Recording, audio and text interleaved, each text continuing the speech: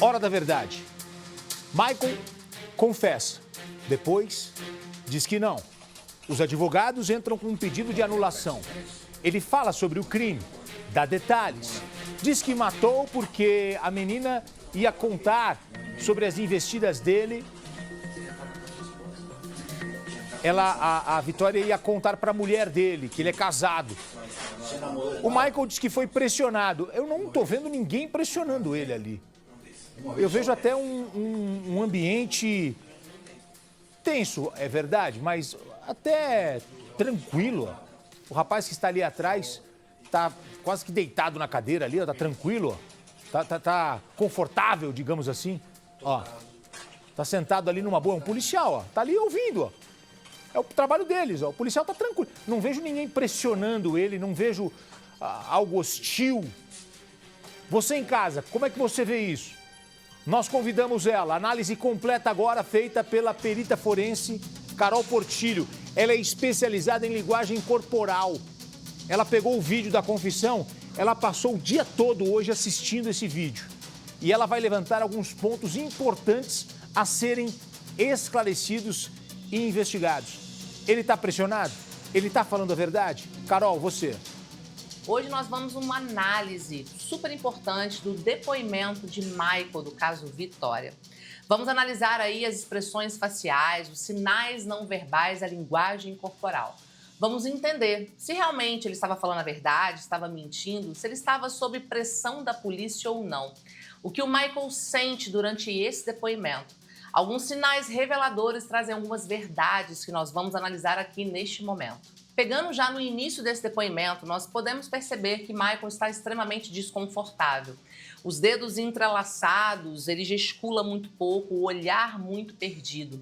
Só que esse desconforto pode se dar pelo contexto que ele está em um depoimento policial. Isso é super normal. Mas o fato é, não há emoção de medo nesse momento. O estado emocional dele não é de medo. Há medo, sim, em algumas situações cruciais nessa análise. Porém, o estado emocional dele não é de medo. E precisamos entender que o medo é uma emoção que está ligada à ameaça. Então, se ele realmente estivesse se sentindo ameaçado, coagido a dar algum depoimento, nós teríamos aí essa emoção mais presente, o que não aconteceu. Ela chegou, você viu ela chegar? Não, não vi ela chegar, eu vi só o ônibus passar. Você viu o ônibus passar? Você sabia que ela estava dentro? Não, não tinha certeza, só vi o ônibus passar e eu sabia que era o último ônibus. Até mesmo nesse momento é possível ver algumas tristezas nele. Está no estado emocional mais de tristeza. E a tristeza significa perda. Se eu perco algo, automaticamente eu fico triste. Seja pessoas, relacionamento ou até mesmo a autoimagem, que é o que eu acho que aconteceu com o Michael aí. Porque tristeza em relação à Vitória não há. Não havia aí um relacionamento, ele não mostra essa tristeza. Inclusive, em alguns pontos, nós podemos ver um distanciamento dele, um afastamento até mesmo verbal de Vitória. Então, a tristeza, para mim, neste momento, é da autoimagem. É como se ele tivesse arrependido, não pelo que ele fez, mas, nossa, olha só o que está acontecendo, olha a situação que eu estou. Então, tem a tristeza dessa autoimagem, mas não é em relação à perda da Vitória. Nesse segundo trecho, nós vamos analisar agora um momento crucial em seu depoimento, porque Michael diz, segundo a versão dele, que ele estava sendo ameaçado, porque ele tinha tido um relacionamento muito pequeno, teria ficado uma vez com a Vitória. Por conta dessa ameaça, teve a motivação aí do crime, mas o fato é, quando ele é questionado, um ponto crucial da investigação, quando ele é questionado sobre esse relacionamento com Vitória, aí sim nós temos uma expressão de medo. Por quê? Ele sabia que ele ia mentir. Você namorou com ela? Não, só uma fiquei. Uma vez? Ficou com ela um tempo? Uma vez. Uma vez só? É, a gente fica uma vez. A gente conversou durante um tempo. Mas ficamos uma vez só. Viu? Tendo tido relação sexual com ela? Não? Só... Isso, só. Vírgula. Apenas trocado alguns carinhos. Então, nesse momento, nós temos uma expressão de medo e olha que interessante, quando ele afirma isso, nós temos uma negação com a cabeça. É possível ver nesse momento. E olha que interessante, o nosso corpo, ele fala, ele grita e ele é fofoqueiro. E o seu não verbal, ele traz informações do seu inconsciente, que sempre vai trazer a verdade. isso aqui é sim, isso é não, desde quando a gente nasce. Quando nós afirmamos algo, mas o nosso corpo contradiz as palavras, nós temos ali um sinal de incongruência. O fato, pessoal, que não existe o sinal da mentira. Existem vários sinais que nós especialistas analisamos e aqui eu trago que, além de outros sinais que ele demonstra, ali ele nega com a cabeça quando ele diz que ele tinha ou teve um caso com Vitória. Eu não acredito nessa versão dele. O que ela pediu? Ela não queria nada, na verdade ela falava que ia falar com isso. Ela só te ameaçava? E olha que interessante, quando ele diz isso, nós temos aí uma expressão de desprezo. O desprezo é um sorrisinho de lado que ele faz muito rápido, numa microexpressão. Porque sim, quando o mentiroso quer te enganar, essa expressão ela vem muito rápida. O desprezo, que é esse sorrisinho de lado que provavelmente você já tenha visto, é uma emoção que está ligada à superioridade ou um desejo de não envolvimento com algo.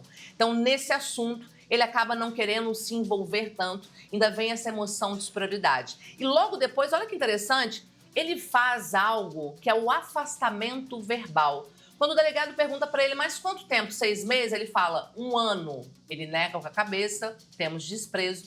E de repente ele fala assim, coloca 1 ano e meio. Olha só, um afastamento verbal. Coloca aí, como se fosse, é isso aí, deve ser isso. E ele pede para colocar, não parecendo ser uma história real. Se fosse uma história real, ele não se comportaria dessa forma, até mesmo verbalmente. Quanto tempo, velho? 6 meses? Pode colocar 1 ano. 1 ano. Então, vou colocar 1 ano e meio. 1 ano e meio.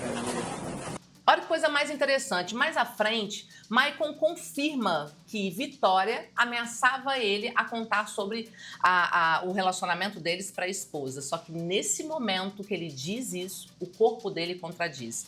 Nesse momento, nós temos aqui uma elevação unilateral dos ombros. Olha que coisa mais interessante. Quando nós vamos responder, por exemplo, não sei, a gente tem essa elevação dos ombros. Se você aí em casa falar não sei e deixar os seus ombros parados, você vai sentir um certo desconforto dentro de você. Isso é a incongruência, que é o que eu estou tentando demonstrar para vocês, que a palavra que ele diz contradiz o que o corpo dele realmente está dizendo. Então, quando ele diz aqui, é porque ele não tem certeza alguma do que ele está falando. O que ela pediu? Ela não queria nada, na verdade ela falava que ia falar com isso. Ela só te ameaçava? Passou a ameaçá-lo. Ele mente nesse momento que ele diz que a Vitória o ameaçava pela questão da esposa. Você se preocupava com isso? Você me preocupava, sim. Grande preocupação.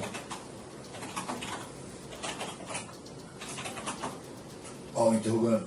E é interessante que, além disso, é possível ver o intercostal dele se movimentando mais rápido. Você vê que ele fica mais nervoso, mais desconfortável nesse momento. Até que o delegado pergunta para ele, Michael, mas você se preocupava com isso? E quando ele responde, eu me preocupava, nós temos aí o que nós chamamos de pitch vocal, que é uma alteração da voz. Ele não se preocupava com isso, até porque essa história era mentira.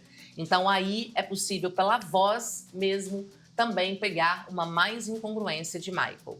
E tem mais, quando ele afirma sobre essa questão da preocupação com a esposa, nós temos uma elevação que dessa vez foi bilateral, os 2 ombros se levantam. Por quê? Ele não tem certeza do que ele está falando. E isso é impressionante porque a gente vê essa alteração na voz, a gente vê essa alteração no corpo. Além disso, quando ele fala sobre a questão da esposa, nós temos uma expressão novamente de desprezo, superioridade, desejo de não envolvimento. Então ele se mostra ali muito preocupado com a questão da esposa, porém, na sua versão, ele traz isso. Porém, o corpo dele demonstra uma outra coisa. Ele não se preocupava tanto assim com o casamento. Você já carta para sua esposa? Tinha começado a O que ela pediu? Ela não queria nada, na verdade ela falava que ia falar com isso. Ela só te ameaçava? Passou a ameaçá-lo. Gotino, essa é a análise. O que eu consigo perceber aí é esses sinais não verbais não são congruentes com o depoimento dele. Tem momentos que sim, ele diz a verdade, mas muitos outros não. Ele tem a versão dele e nessa versão há momentos que não é possível trazer ali a veracidade dos fatos. A questão é, ele começou a contar a verdade, mas ele não disse a verdade toda. E essa versão dele pode sim ser investigada mais, porque há buracos. Tanto que, até no depoimento dele gravado pelas costas, é possível ver vários sinais, também alteração de voz e etc., que ele está mentindo. Eu, como especialista, não confiei aí na veracidade dos fatos que ele trouxe. Essa foi a análise, lembrando que nós não temos ali o sinal da mentira, nós temos uma análise de vários sinais. Aqui eu quis trazer os principais para você aí também poder acompanhar a análise desse depoimento, que é super importante na investigação desse crime cruel que aconteceu com a menina Vitória. Muitas vezes a gente vê e não observa, a diferença é clara. Que vocês possam começar a observar esses sinais, que muitas vezes a verdade está ali. Muito obrigada e até a próxima. Tá filmando? Tá. Tem que pôr o interrogatório, cara. Tem que pôr, vai no processo. Ninguém vai ligar a gente se não vai ver isso aqui, não. Então, eu tô garantindo pra você. Até para mostrar que sua integridade física Foi preservado e tal. Mas eu tô aqui, Michael. Se quiser, ele para de gravar. É, doutor. Vai falar. Você viu? Eu concordo plenamente, com a Carol e eu concordo com o delegado ali.